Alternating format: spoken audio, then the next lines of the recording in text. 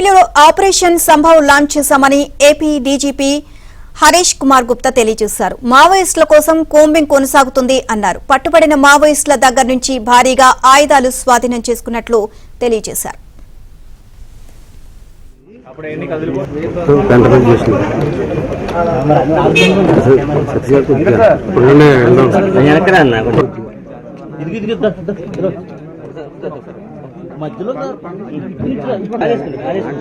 ఎక్కువ క్వాంటిటీలో వెపన్స్ కూడా మనకి దొరికినాయి.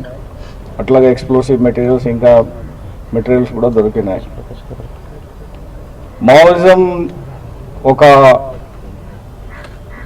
మీకు గుర్తుందా, జూన్లో మనకి ఒక ఎన్కౌంటర్ ఎక్స్చేంజ్ ఆఫ్ ఫైర్ జరిగింది.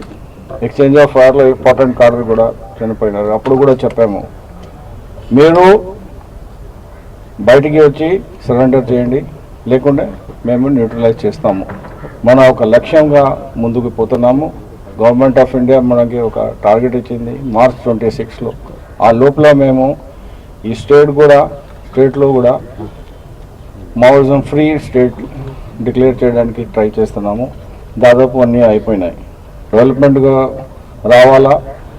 డెవలప్మెంట్ రావాలంటే వైలెన్స్కి ఈ స్టేట్లో ఏ సొసైటీలో ఏ ప్లేస్ లేదు. ఆపరేషన్ కంటిన్యూ అవుతుంది. అదుపులో ఉన్నారా? లేదు.